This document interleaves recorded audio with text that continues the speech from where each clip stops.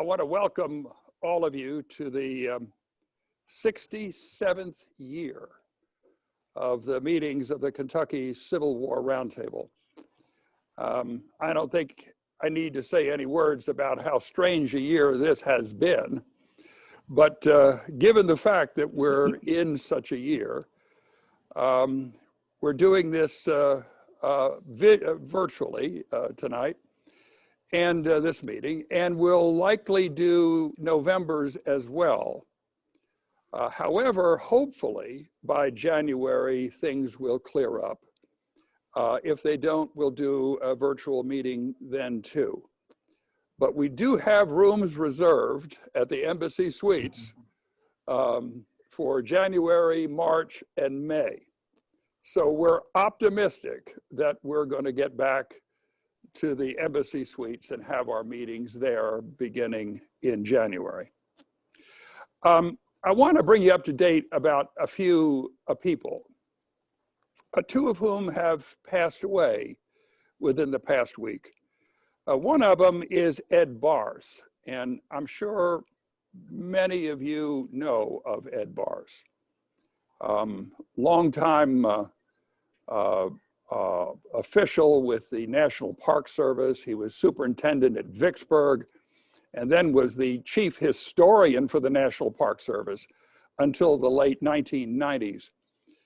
Ed, however, made his name giving Civil War tours all over the country and every battlefield imaginable. And he seemed to have be an authority on all of them. And he was also just a great character to be around. A Marine in World War II, badly wounded in the Pacific. But Ed has become almost an icon in Civil War history. But he passed away last Tuesday. On that same day, we lost Edward Mack Kaufman of this roundtable. And Mack was on our executive committee. And to give you just a minute of him, he was a distinguished military historian, formerly at the University of Wisconsin. And Ed was an authority on the American Army from 1890 to the outbreak of World War II. And he wrote many books about that period of history, including the biography of General Peyton March, who was the chief of staff to the Army in World War I. And I remember him telling me that to write that book, he interviewed just a host of old generals and colonels who remembered General March. But one of the people he interviewed for that book was none other than Douglas MacArthur. And he managed to get up to MacArthur's suite in the Waldorf Astoria Hotel and interview him for 3 hours. And I don't know what it would have been like to interview Douglas MacArthur, but he did. But he was a loyal member of the roundtable, a member of the executive committee, and he passed away last Tuesday evening. And I want us all just to remember him. A great fellow and a wonderful member of the roundtable. Finally, last night, my wife and I had the pleasure once again of sitting down with Charlie Rowland. And we like to go over and see him on occasion. And yesterday we did. Charlie is 104 years old. And as you know, he was the biographer of General Albert Sidney Johnston, and whose famous words prior to launching the attack at Shiloh, Johnston turned to his officers and said, "We'll water our horses in the Tennessee River." And when I sat down and Charlie was across from me, that was the first thing I asked him. I said, "Charlie, are we going to water our horses in the Tennessee River tonight?" And he lit up like a Christmas tree. And that started this whole conversation about Albert Sidney Johnston. But the fellow is just as alert as you can get. And he wanted to make sure I told each and every one of you hello for him and how much he misses being a part of the roundtable. I want to alert all of you that you'll see at the bottom of your screen a button that has Q&A. And what you would like to do, I'm sure if you have a question, is punch that button and you can then enter your questions. And then at the end of the talk, we will read those questions one by one and for Jack, and I'm sure he'll provide some incredible answers. Our speaker tonight needs really no introduction to this roundtable. I think, Jack, you may be next to old Bud Robertson, the one who holds the record now for the number of visits to this roundtable. Jack, a native of Missouri, he started his career in the magazine publishing Civil War Times, and then began publishing books. And he worked for 13 years as the director of the Virginia Center for Civil War Studies with Bud Robertson at Virginia Tech. He's written over 60 books, if you can imagine, in the fields of Civil War history and Southern history. And I gotta say, Jack loves Kentucky, and a sizable number of the books he has written have Kentucky themes of sorts, some more than others. The biography of John C. Breckinridge is probably one of the best biographies ever written on anybody. The history of the Orphan Brigade, the Kentucky Confederates who couldn't go home, the diary of Edward O. Garant, and the diary of Johnny Jackman, an Orphan Brigade soldier, are among those Jack has written. He's been a frequent commentator on the Arts and Entertainment Network, the History Channel, for Civil War Journal, and I think many of you have probably seen those. He's been a consultant to film productions, including Blue and Gray, George Washington, The Perfect Tribute, and The Field of Lost Shoes, which is about the Battle of New Market. And Jack, of course, wrote the book, the most recent book on the Battle of New Market. His newest book is The Greatest Fury, the Battle of New Orleans and the Rebirth of America, a Random House publication. Jack's won many awards, all so well-deserved, and he's been a towering figure in Civil War and Southern history. And it gives me incredible pleasure to introduce to you, Jack, to speak on General Gabriel Wharton, the letters that he has uncovered of General Wharton's. And the title of his talk is Gabe and Nanny, the Civil War Romance of a Confederate General. Jack? Hey, Kent, thank you very much for having me with you. You know how you and I both like a good romance story, so I figured Gabe and Nanny would be a good one for this.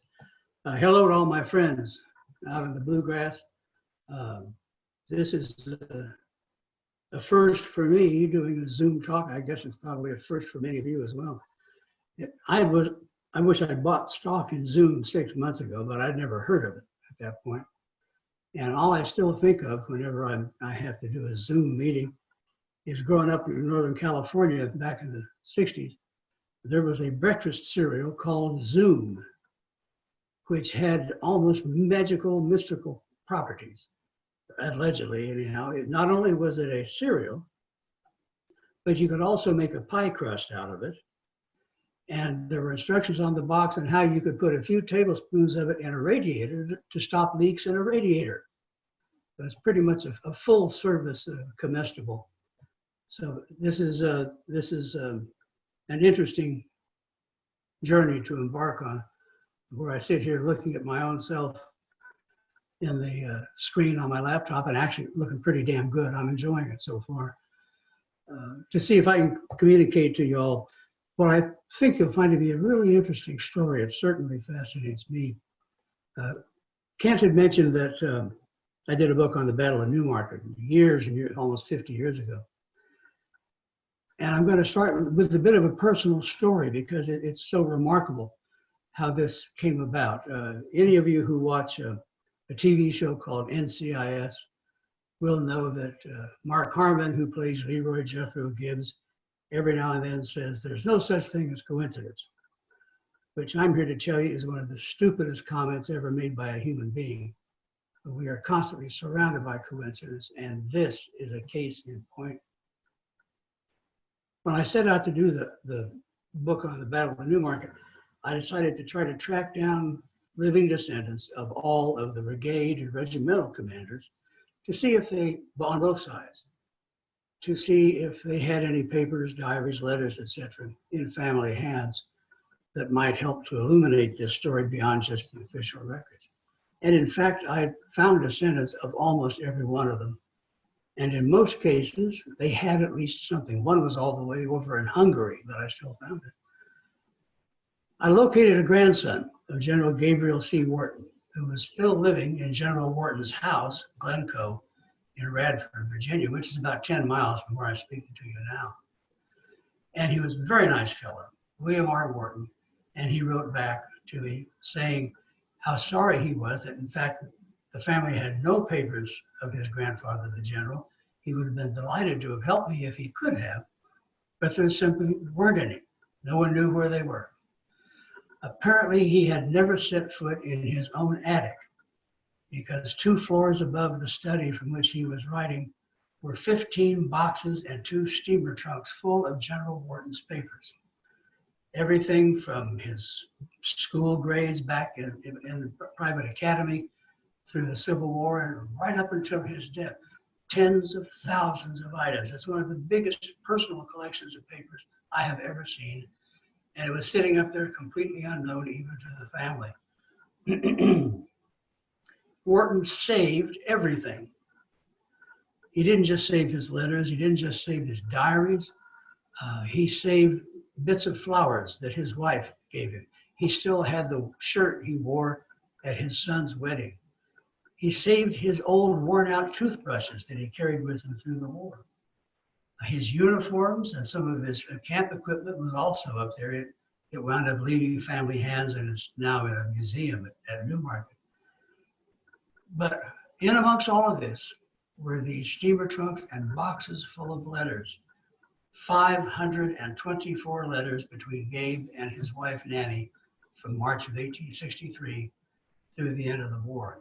It is the largest two-way husband-wife correspondence from any Confederate that I know of.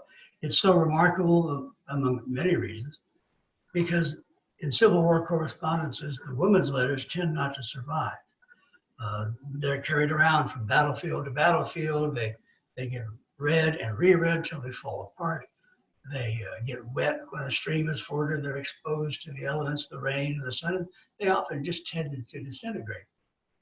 But Wharton, being a pack rat and being a saver, not only kept his wife's letters, but whenever he could get back to see her during the war, he brought the letters she sent to him and told her to put them all together into a book. So she laboriously sewed all of these letters in stacks about this high, running thread through them to hold them all together. And they sat there in that condition until the family sold the house, and somebody had to clean it out and went up in the attic, and lo and behold, there was all of this stuff. It's now in the hands of General Wharton's great-great-granddaughter, Sue Bell, up in Massachusetts, and Sue and I have edited the letters for publication. We're hoping it'll be brought out next year by University of North Carolina Press. One of the most thrilling experiences I've had in recent years was the first time I met Sue. My wife and I went to Washington to see a play, and Sue and her husband, Carl, happened to be in Washington, so we agreed to get together over a drink. And unexpected, unknown to me, Sue brought along a surprise, which was an envelope about this thick that she handed to me. It had not been opened, it was still sealed. On the outside of it, written in General Wharton's handwriting, were the words, "General's Letters." And she brought it there so I could open it and be the first person to see what was inside. And with trembling fingers, I opened the flap and pulled out this stack. The very first letter, Sandra says I broke into tears. I don't think so, but who knows, makes a good story. The first letter on top was a September 1864 letter from John C. Breckinridge to Wharton, 4 pages long, full of his comments on the recent Battle of Winchester and what he was thinking about future campaigning in the fall of 1864. A completely unknown letter. There were letters from Robert E. Lee, Jubal Early, Robert Ransom, Robert E. Rhodes. Among the rarest of all generals' letters are Robert Rhodes' letters. Well, Rhodes and Wharton were boyhood friends and schoolmates, so there's a dozen or more letters by Rhodes. The list of generals included in that is just unequaled in anything that I have seen. It's hard to put a value on it, but I'd say that envelope is probably worth a couple $100,000 right there. It was just an amazing moment. And I mentioned the coincidences. When Wharton began the war as a major, he was assigned to help raise the 45th Virginia Infantry. My great-great-grandfather, Josiah Solomon Davis, was a private in the 45th Virginia Infantry. After the war, Wharton is more than anyone else the father of Virginia Tech, because as a state senator in Richmond, he pushed through the legislation that got the Morrell Land Grant College Act bequest, the land, not money, for Virginia Tech to become a land grant university. Well, for 13 years, I was employed by Virginia Tech. My wife had property on Wharton Street in Blacksburg. People in Blacksburg today have no idea who Wharton was or why that street's named that, but he's really a father of Virginia Tech. Moreover, my wife, who was in the apartment rental business for many years, owned a number of apartments in the town of Radford, which was property that was once owned by Wharton's wife's family. And the coincidences just go on and on. It's almost like it was meant to be somehow. Gabe Wharton's a fascinating guy. He was born in 1824 in Culpeper, Virginia. Interestingly enough, his sister Emma married a Captain Mitchell, who was in the Confederate Army. Captain Mitchell's brother had a granddaughter named Margaret Mitchell, Gone with the Wind. And it is believed in the family that some of the episodes that appeared in Gone with the Wind, in fact, were based on stories that were told by Wharton and his brothers and his sisters of their experiences during the war. He went to Bleak Hill Academy, a little private school, where his best friend was Ambrose Powell Hill. And in fact, there was a letter from A.P. Hill in that envelope as well. He graduated second in his class from the Virginia Military Institute. His roommate was William Mahone, later a general. His other classmates included Custis Lee, Robert Rhodes, who I mentioned, and many others. Following graduation, he worked as a tutor for a time, but he had studied engineering and was an accomplished civil engineer, so he went to work on the Orange and Alexandria Railroad, then later was sent west to help survey the new Gadsden Purchase, across which it was hoped that a southern transcontinental railroad would be built, linking California with Memphis. He had some wonderful adventures out there that he detailed in his diaries. He was a compulsive diarist as well. By 1860, he was the chief engineer for the Virginia and Kentucky Railroad, which was headed by John B. Floyd, former governor of Virginia, and of course, a future briefly Confederate general. That put him in Floyd's orbit, which was very impactful on Wharton's Civil War career thereafter. It's Floyd who got him a commission, got him sent to Southwest Virginia to raise the 45th Virginia. And then thereafter, he raised the 51st Virginia and was elected its colonel. Soon after that, Wharton was commanding a small brigade in a small army under Floyd in Western Virginia. You all know the story, of course, of how Floyd and his Virginia troops were sent west to Fort Donelson, and you all know the story of his ignominious escape. Wharton was with him, with his small brigade. The way Floyd ran away from Fort Donelson eclipsed him. He would never be taken seriously or given any trust again in the Confederacy. And Wharton seems to have been slightly tarred with that same brush for a while, though of course he was merely doing what his commander told him to do. By The rest of 1862 and early 1863, Wharton is in Southwest Virginia. He's still a bachelor. He's well liked by virtually everybody who knew him. He's easygoing, affable, fun-loving. He approaches life on the assumption that, and I'm quoting here, everything works out for the best. He says it over and over again. He's just like the character Micawber from Charles Dickens. There's no question that he enjoyed his younger days. In January 1864, with remarkable candor, this is the smutty part of my talk, he recorded in his diary an evening he spent in Washington with his friend Peter Otey, who later commands the 30th Virginia Battalion, when, as he put it, I got on a spree with Otey and others, slept with a woman, visited a house of ill fame, all because we were drunk. Must stop this. Indeed, I must stop this. But he approached romance seriously as well, if not successfully.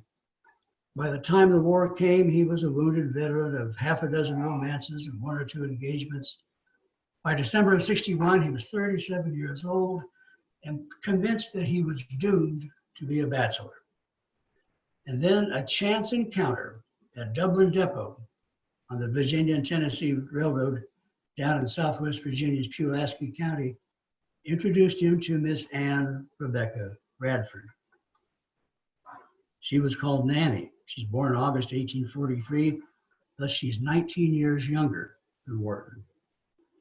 Her father, Dr. John Blair Radford, was one of the wealthiest landowners in the small community of what was then called Central Depot, which is now the town of Radford, so called because it was a station stop on the Virginia and Tennessee. It also is a very important quartermaster depot for the Confederate Army. She received an education every bit as good as Wharton's. She could be willful, opinionated, and disinclined to accept the subordinate role that her society accorded to young women. Her own mother wrote a little poem about her. But as for my Nanny, my dear precious child, I have no fault to find in her, though she's quite wild, but is usually gentle and quiet and mild. And though she is mostly disposed to do right, if she changes her mind, it turns to a fight. Nanny weighed about 85 pounds. Her waist was about this big around. Some of her dresses were also up in that ag. She's only 18 when she and Wharton meet, yet she had at least one fleeting failed engagement behind her, and she seemed resolved that she might accept spinsterhood rather than settle for a man whose ambitions and prospects did not match her own. I was beautiful and admired as a young girl, she would write. I had everything to make me happy. Nanny was remarkably candid 7 months after their marriage when she wrote in her journal about what drew her to Wharton. I felt a void in my heart when he came, and I was satisfied. He had all that I lacked: courage, perseverance, strength, and self-reliance. I was ambitious, he was distinguished, and would, I thought, be more so. I was weak in my own strength, tired of struggling amid the temptations to which a beautiful girl is liable. She's never modest. Tired of struggling amid the temptations to which a beautiful girl is liable, and this great and strong man was ready to take every burden off me, to guide and protect and sustain me, to love me and pet me. I did not know at first the extent of my love for him. His influence over me was great, but I thought it owing to his superior intellect. He suited me, and I would marry him. Gradually, ambition gave place to love, and I loved him with all my heart and soul and strength. I think it's a measure of Nanny's character and independence and her sense of herself that by the age of 18, she had already written her autobiography. On February 5th, 1863, they became engaged. A few weeks later, on March 8th, their correspondence began. That first letter was the first of at least 524 that they would exchange.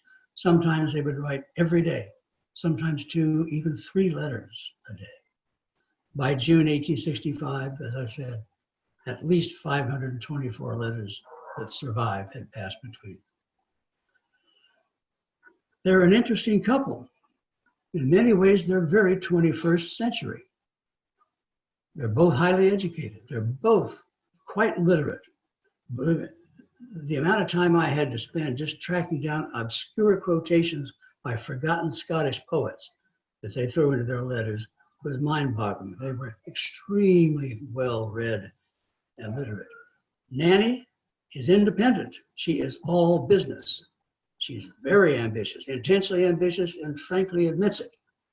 Gabe, on the other hand, is also sort of a 21st century man. He's all about feelings.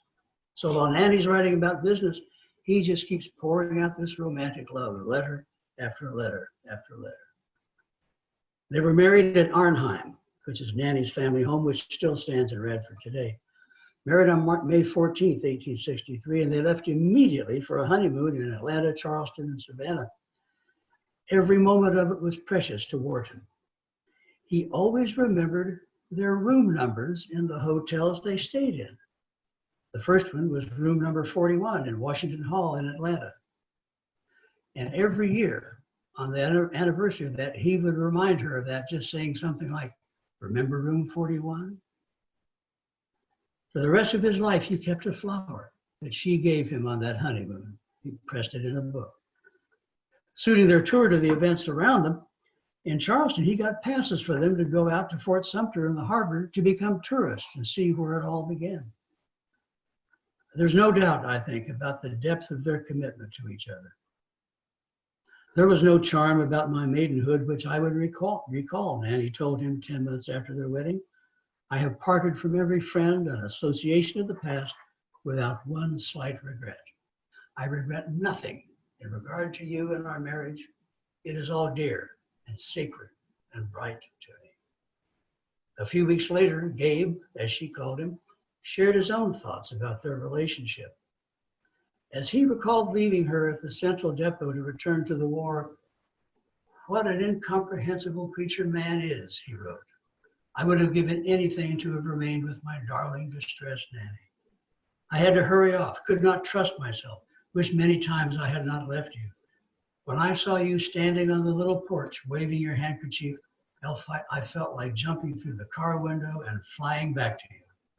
I have felt myself more a stranger in camp than ever before. My home is with you, darling." One of the great things about these letters is in it you can follow their growing intimacy as they really get to know each other via their letters, because they got to spend very little time together at the beginning of their marriage.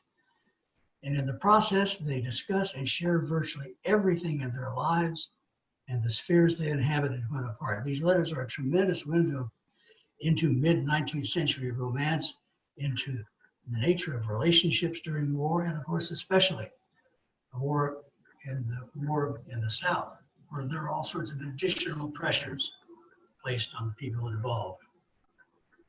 They came from different political worlds. Both families were slave owners.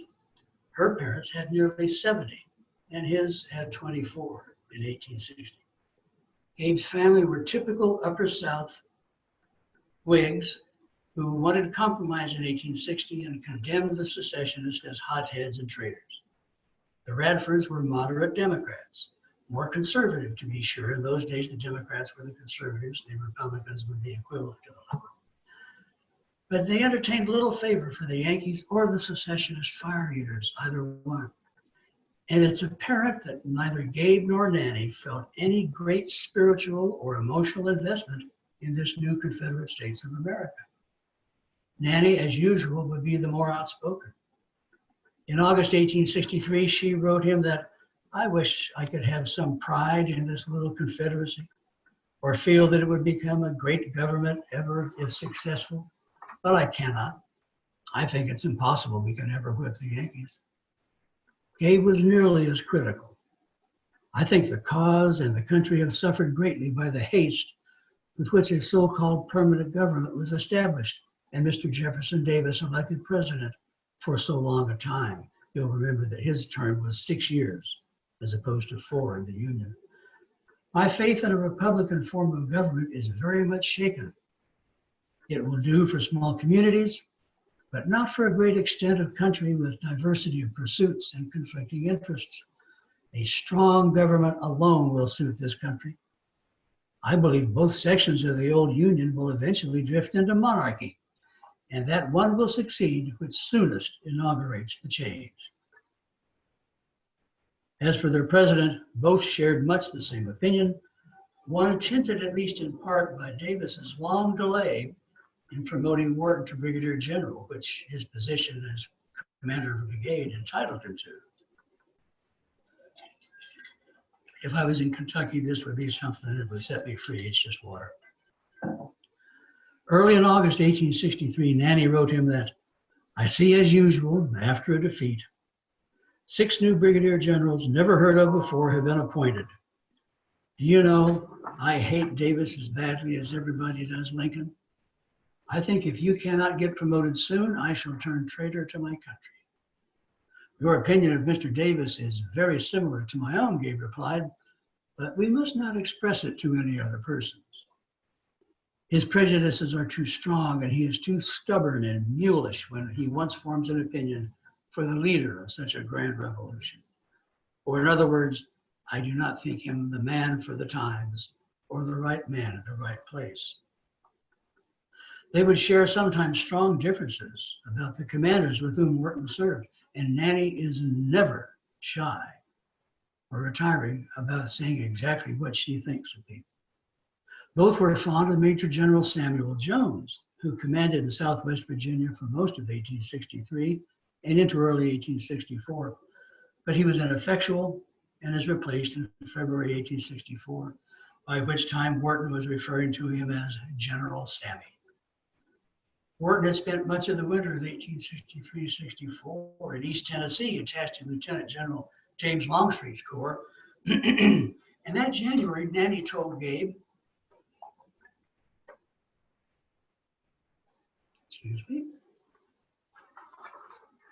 that she thought Longstreet is not the great man some people take him for. But a month later, Gabe disagreed. "General Longstreet is a great man," he said. "He knows how to fight and will fight." When Major General John C. Breckinridge took over from Jones, Nanny warned her husband that he was a scheming politician. Words to live by in this time. And Wharton himself felt standoffish at first, but extended exposure gave him an appreciation for the Kentuckian at the time. Indeed, when Jubal Early fell into disfavor following the disaster at Cedar Creek in October 1864, Wharton told her that it is rumored Breckinridge is coming here to assume command, and I hope it may be so. Wharton had once thought Jubal Early was a model commander. In September 1864, just prior to the Battle of Winchester, he told Nanny, "We have a rumor that General Early is to be sent west to supersede General Hood. We would not like to give up old Jubal. He's a crusty old rascal, but a very skilled and able commander. He has the entire confidence of the troops in the valley. I have never seen the privates have so much confidence in any general except General Lee. They move cheerfully in any direction, always saying, 'Old Jubal knows where we're going.'" But then, and here is the key to both Wharton's view of any general, indeed of the war itself. But then Early repeatedly refused to give Wharton a leave to go to Southwest Virginia to visit his wife, Nanny. And in October 1864, Gabe concluded that Early's blood is cold as that of a fish, and his heart is devoid of all sympathy. Nanny felt the same. But no commander garnered more disdain from Gabe than Major General Robert Ransom, under whom he served in East Tennessee in late 1863. Of course, many of you will know nobody in the Confederacy liked Ransom. He was an abusive prig and martinet. No one liked.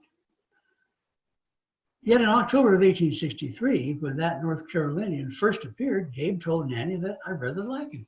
He seems full of energy. A few weeks later, however, he told her, "I'm getting very tired of Ransom. I'm really sick of his airs."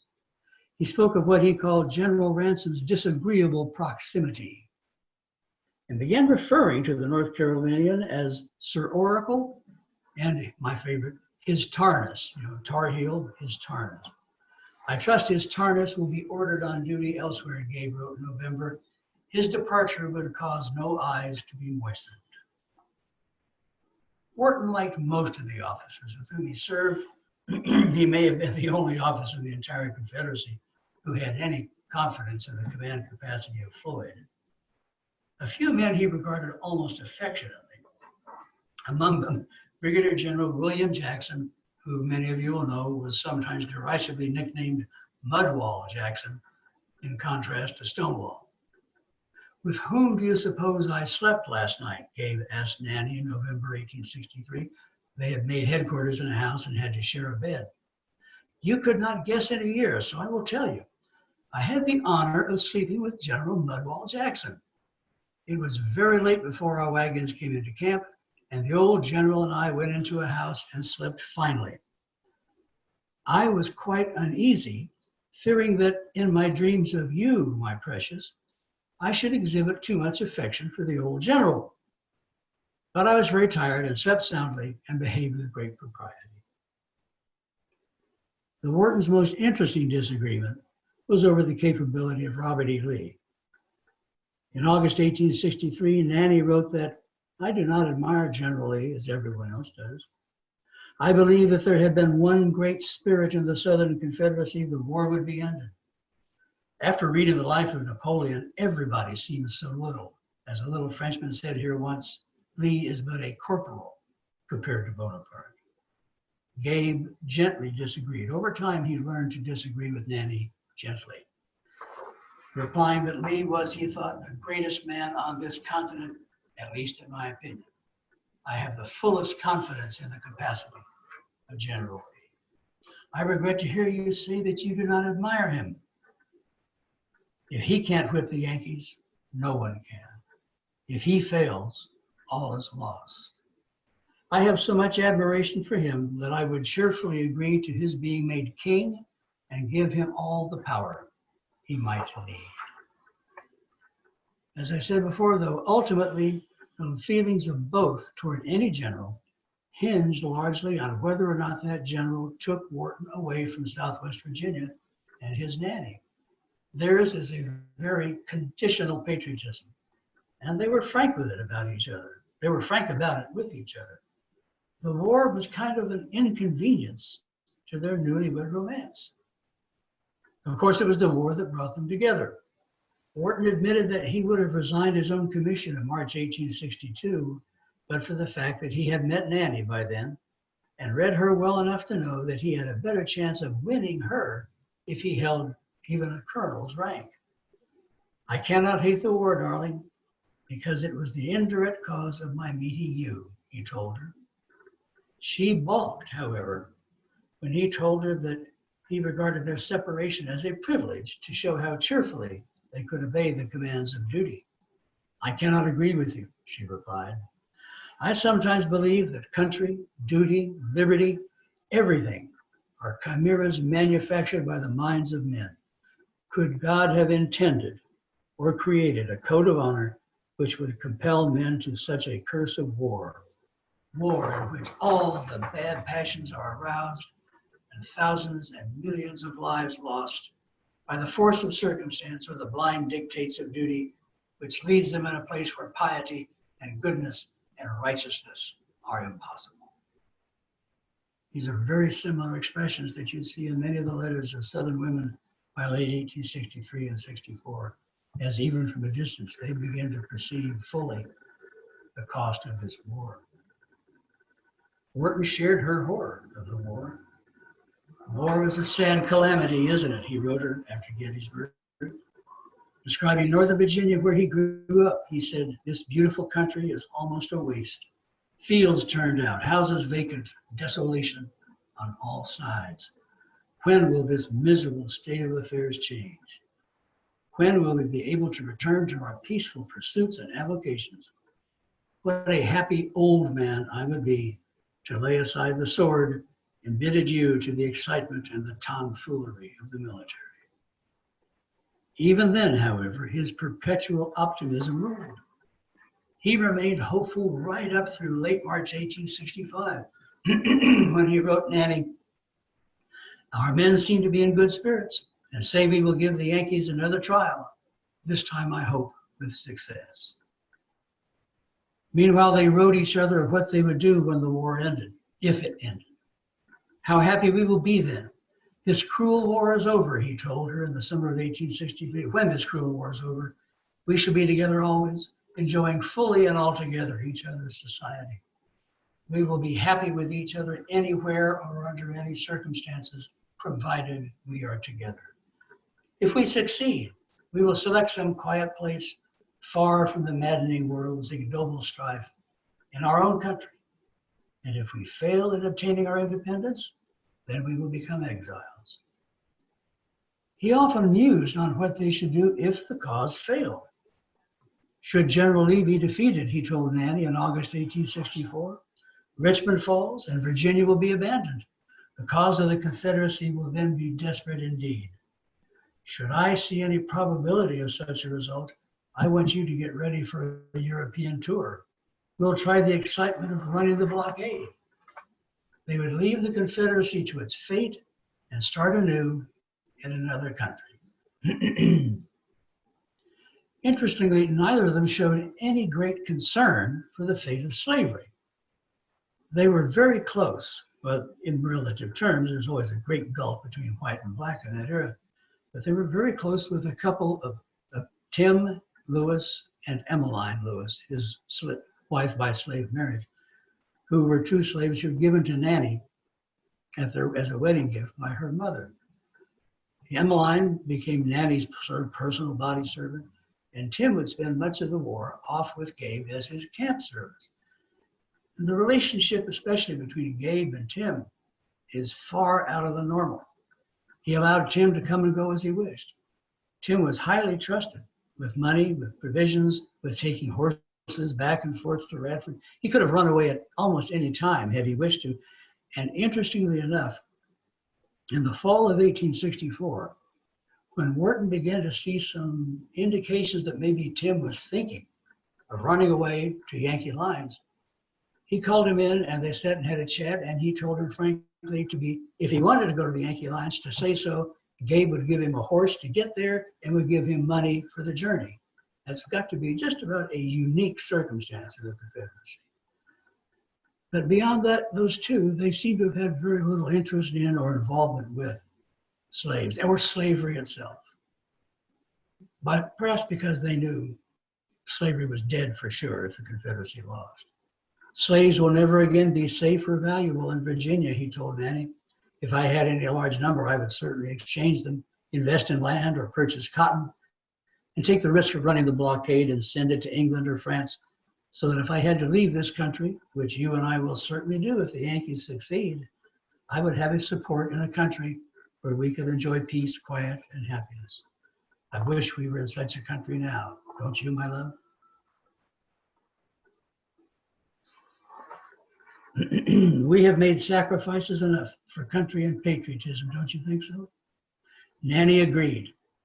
Oh, mercy, if the war would only end, she told him, so we could set sail in some steamer and leave hateful America, acquaintances, friends, and everything behind, go to a new country and live alone, the world forgetting by the world forgot.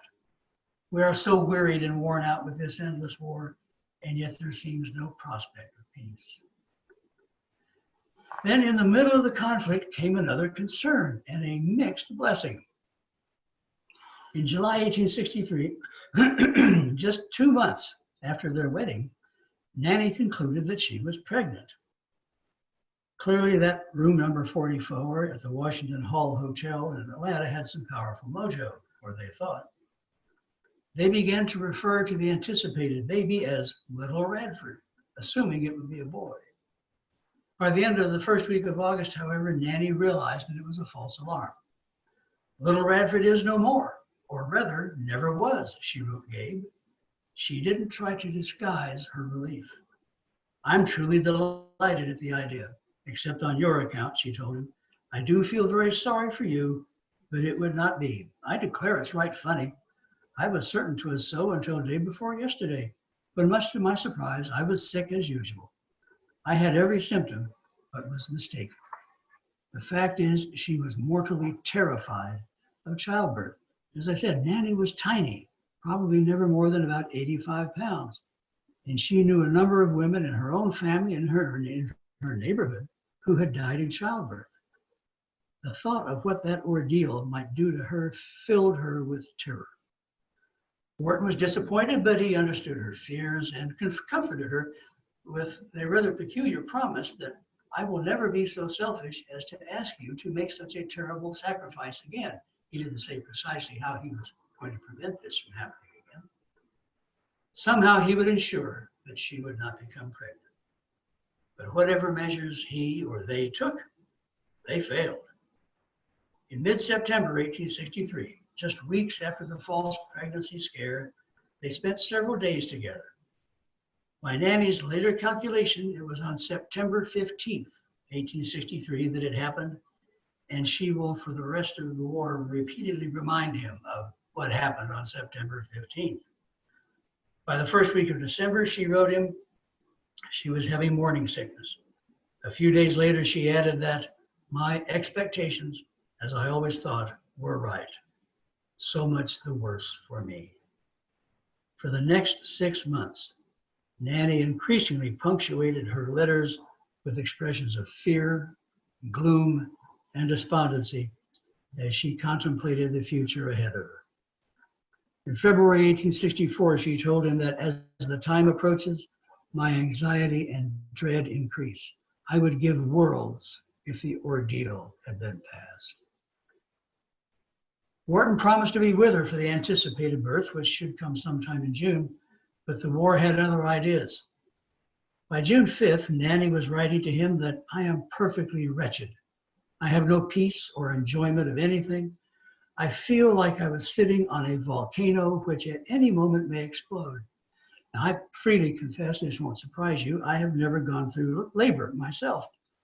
But her description of sitting on a volcano ready to explode sounds about as eloquent a description of imminent childbirth as I can imagine. When his son, William Radford, was born on June 11, 1864, Gabe was with Early's Corps about to head for Lynchburg to meet a fresh Yankee invasion of the Shenandoah. He first learned of his fatherhood a few days later, and it mortified him that he was not there for Nanny in her trial. I have been unwillingly the cause of pain and anxiety to my darling. You have passed through a terrible ordeal. I shudder to think what you have endured during the last 6 months, and all for me.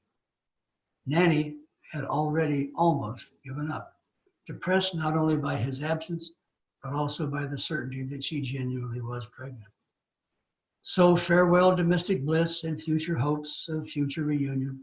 Farewell, a long farewell to every day and hour of rest and happiness until this dear, delightful war is over. And then when gray hairs and wrinkles have come, when old age with all its infirmities have rendered life a torture, then we can be together, if indeed the war is over by that time, which is more than I expect. Her health never fully recovered from the ordeal of pregnancy and childbirth. And her pessimism about the war just got worse. By August 1864, Gabe's much vaunted optimism had eroded seriously. My patience is worn out, he said. In August, I told General Breckinridge today this campaign would close my military career. I have sacrificed enough for duty and country. I have no right to be so much away from my darling, precious wife and baby. They have claims upon me, which I will not neglect any longer. Each abandoned the ambition that in varying degrees had been a motivation. Gabe's earlier unwillingness to politic for promotion had irritated his young wife. You will not have yourself promoted, she scolded him in March 1863. Doubtless in my heart I secretly admire that delicacy and nobility of character which prompt you to act so. But alas, it materially interferes with the ruling passion of my life, which is ambition. And I'm almost tempted to condemn it and to quarrel with you in good fashion. If you can't intrigue for yourself, just remember you're doing it for me.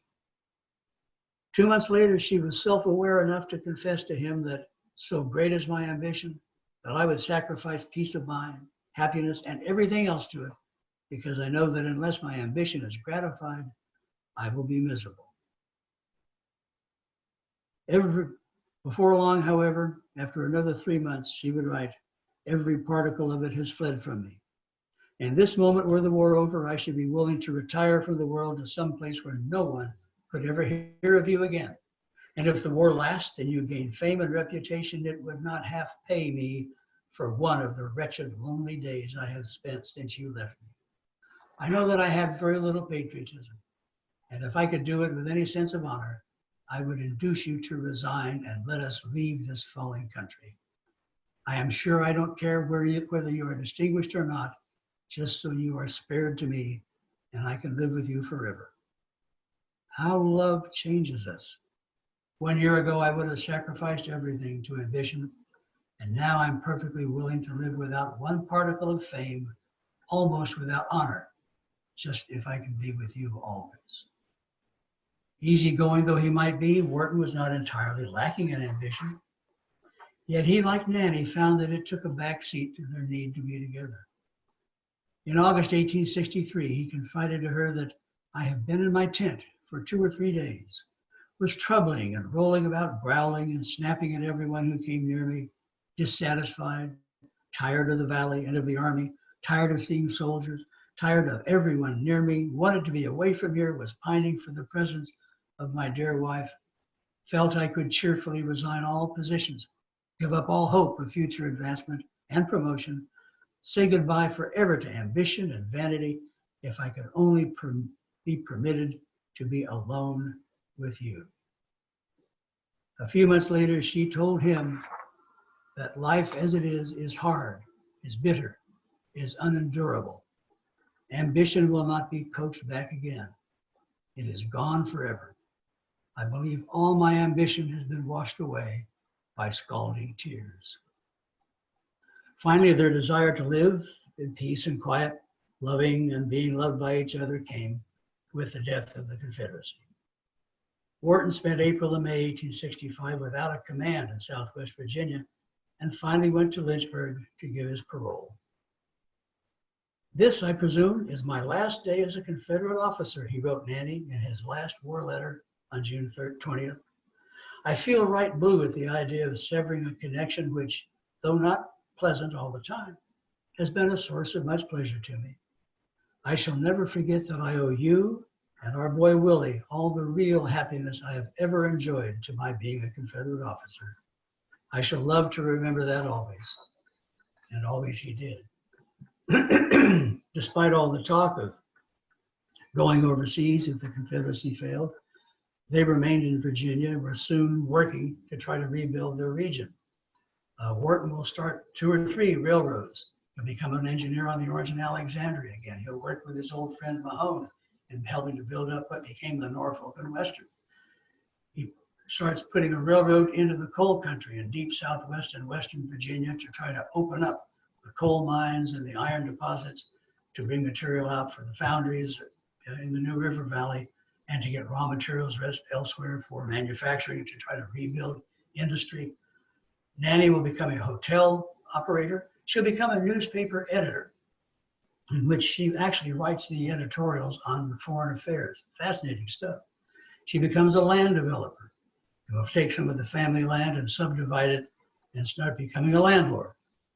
Wharton will serve in the Virginia Senate. Then, of course, he'll be one of the founders of the Agricultural and Mechanical College in Blacksburg, that's now known as Virginia Tech. He'll work with his old friend Mahone to get the Hampton Institute, a black college for black Virginians, land grant status as well, so that Hampton and Virginia Tech both became the state's 2 land grant institutions.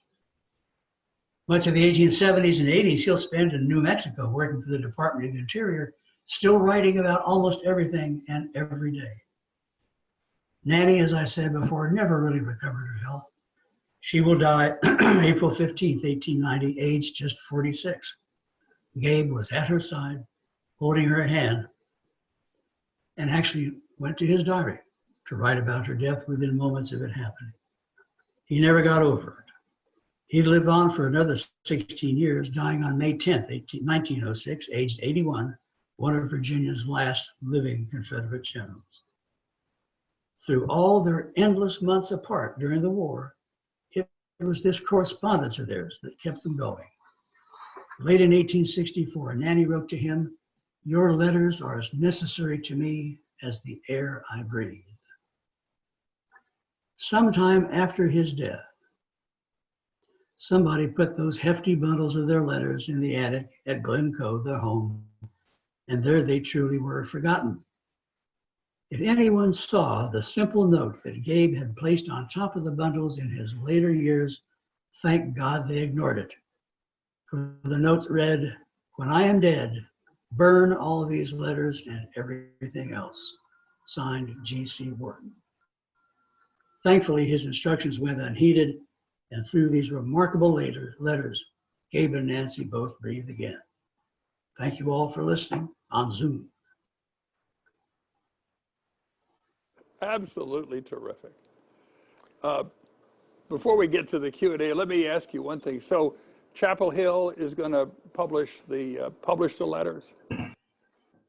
That's our expectation. I think they want to, but they're going through the usual, you know how Oh, yeah. it is the interminable review process. Yeah, yeah. So it may be maybe another 5 or 6 months before we know for sure. Yeah. What we had to do, in fact, we prepared, my co-editor, Sue Bell, she's also a Virginia Tech graduate, as most of the family are, has all the natural instincts of an historian, though she hasn't been trained for it at all. She's just great. She worked like a slave, producing all of the typewritten transcripts of these letters, and has been a big, big factor in the editing. I did the annotations, she did the typescripts, and it's been great to work with her and to get some of the insights on the Wharton family at the same time. And between the two of us, we've had to cut the content by about 50% to get it down to a size that's economically feasible. But our plan, in cooperation with the special collections at the Virginia Tech Library, is to make available an online version of the complete text of the letters and all the annotations, which runs to about 1,400 pages. Wow, wow, wow. And one other thing, was there any photography in those boxes, those chests of Gabriel Wharton and his wife? There's a lot of family photos, but not many of them. There was one unknown photograph of Gabe as a colonel in uniform. Okay. And also they have the portrait of Wharton that was done by William Washington, who did all those portraits of the VMI people at VMI. And actually one of his letters describes the portrait being painted and how somebody had smudged the paint with a sleeve and they were just going to throw it out, but obviously they didn't. I wish there were more photographs of Gabe. There's several of Nanny. But there's just all manner of other stuff. I spent about 2 weeks in Amherst at Sue's place going through these boxes and all, and the stuff that's there is just mind-blowing. They didn't throw away a damn thing. Well, you know, we're going to let our treasurer, Chris Anderson, read the questions off as they come in. And those of you who have them, just send them on in. And Chris? Jack, John Hamilton asks, was there anything else in that trunk with the letters? And were the letters damaged by mold or mildew or anything else that you found? No, fortunately. I've had it happen more than once, and probably everybody else in this line of work has. You've gotten into a trunk and found that the mice got to it first. But nothing seems to have gotten into these. There are about, of the 524, I think there are 4 or 5 letters that are pretty darkly smudged. And there is, in fact, around the outer edges of many of the letters that were, you know, they were tied, they were sewn together in these thick stacks, which helped to protect them in a way. But around the edges, there's coal dust. Because, of course, Radford is a railroad town. Coal was in and out of there all the time, and there was a lot of it in the air. And that managed to seep into the attic, apparently, and got into the trunks. But it didn't deface or damage any of the letters. I think there was only one letter that we couldn't transcribe completely. And that was because a part of it was torn off. And then we had a question from Ken Darnell. In his pursuit to justify his ambition, what was General Wharton's greatest military achievement and his individual civilian achievement after the war? Well, if you were to ask him, I think he would say that his greatest civilian achievement after the war was what became Virginia Tech. Wharton was an easygoing guy. He would loan you the shirt off his back, and most people never returned the shirt. So he was always helping people out after the war, and they never paid him back.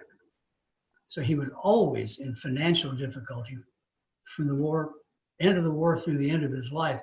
And it was a real problem between he and Nanny, because she was a business person, and she really did not like the way he was such an easy mark for people looking for things. He also was a visionary, but he was not a successful visionary. He would start things like a railroad. He started a town called New Town. New River, opposite Radford on the New River, that he saw being destined to be the gateway into the mountains of Southwest Virginia to build a railroad and get all these goods out. But it failed under his management, but somebody else later came along and took the same idea and made it happen. He laid out a town with iron foundries and sawmills and whatnot. And all of these things would fail, but somebody else would come along next and do it successfully. So he had the vision, but he didn't seem to have the luck and perhaps the temperament to be a great businessman. As for during the war, if he's remembered at all, it's probably best for his participation at Newmarket. And of course, at Newmarket, the VMI cadets were a part of his brigade.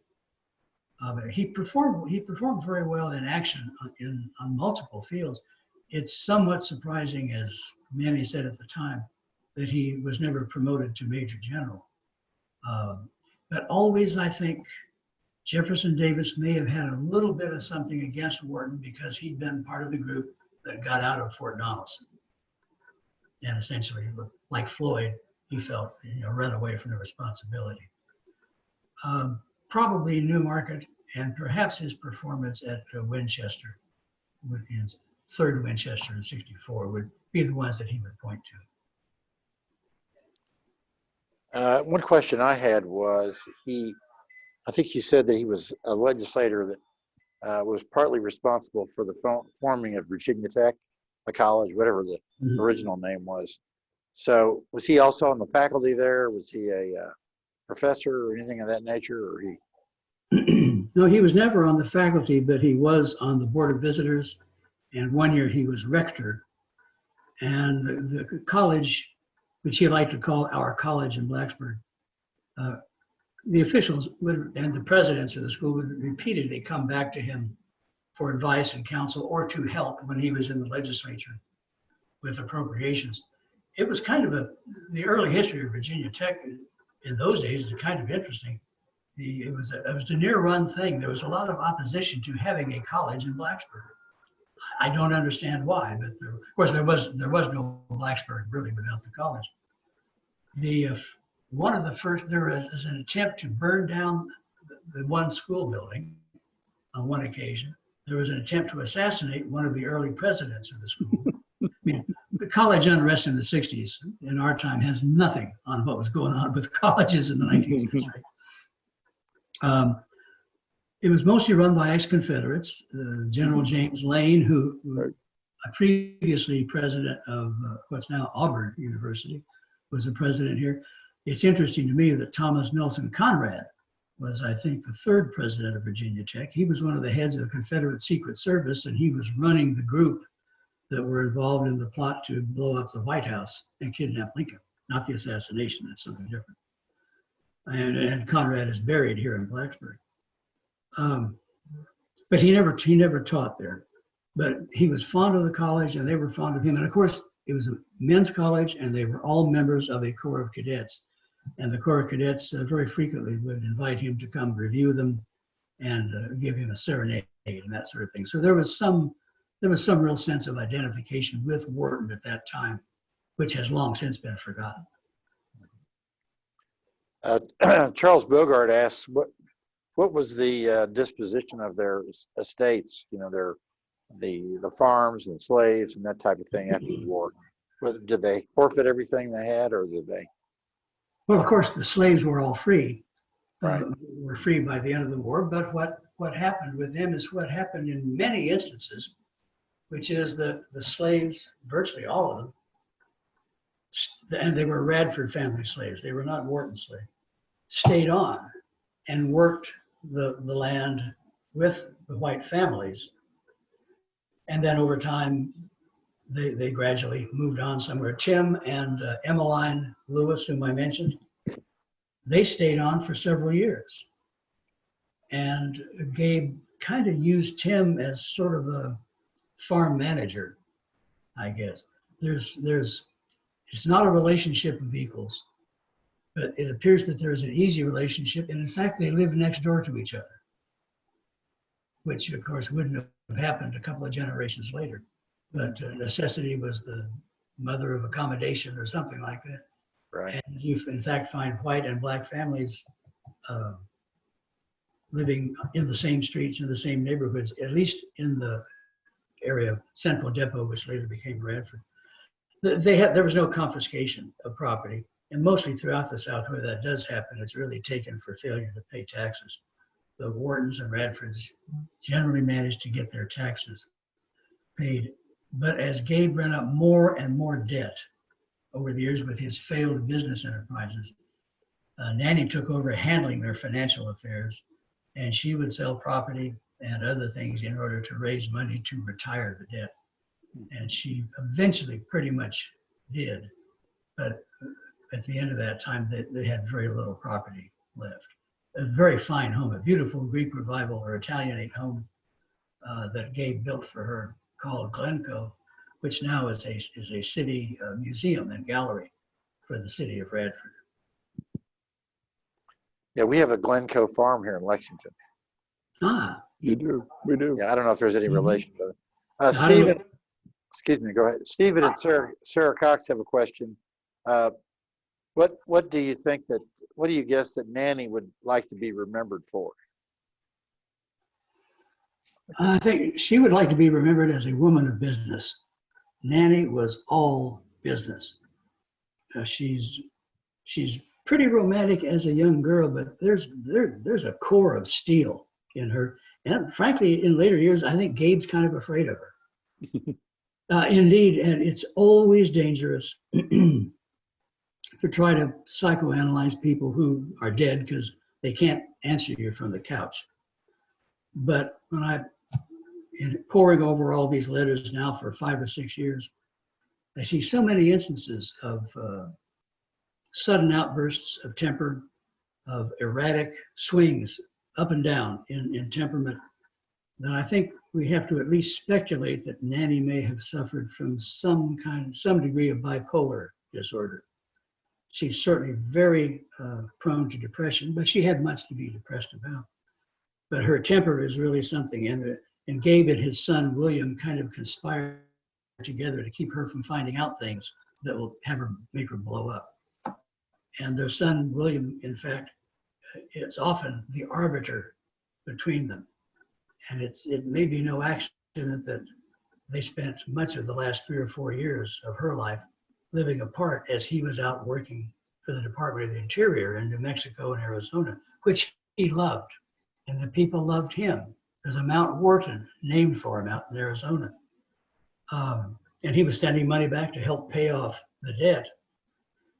And there's a couple of heartbreaking letters when he comes back for a visit for Nanny's birthday. And he writes about feeling like a stranger in his own home because there's nothing for him to do. Nanny's taking care of everything. He's not needed. And his son actually writes her a letter saying, you know, Mama, we've got to come up with something for him to do. Their son called her Marger and called him Parger. I don't know why. And they're trying to find something to make him feel like a man, to make him feel like he had worth. It's really rather sad, but that never affected his there's no indication it ever affected his deep, deep devotion to her. The thing I forgot to mention, one of the wartime letters, when he talks about how much ambition does or does not mean to him, he said to her, you know, if you want to change things around and I'll take your last name, that's fine with me. Now, he's a 21st century guy. AJ Singleton, our secretary, wanted us to mention that we had over 65 members who participated tonight, which is pretty good. Pretty good. For our first virtual meeting. So pretty good. I think it was great, very successful, Jack. You did a great job. Well, thank you. Thanks indeed. Appreciate you taking the time to be with us. And I think we'll turn back over to Kent and let Kent with any closing remarks. And we want to thank you very much, Jack. It's always good to be with the brethren. Our old friend Ham Tap. Yes, indeed. The brethren, didn't he? Yep. Jack, thank you so much for being here. It's a pleasure, Kent. Yeah, it's always good seeing you. And you'll get back here soon. So. Yes, indeed. And don't forget, Zoom makes pie crust and fixes leaky radiators. We won't. Well, guys, our meeting in November, we'll have Gordon Jones, also by Zoom. Gordon will talk to us about the cyclorama at Atlanta.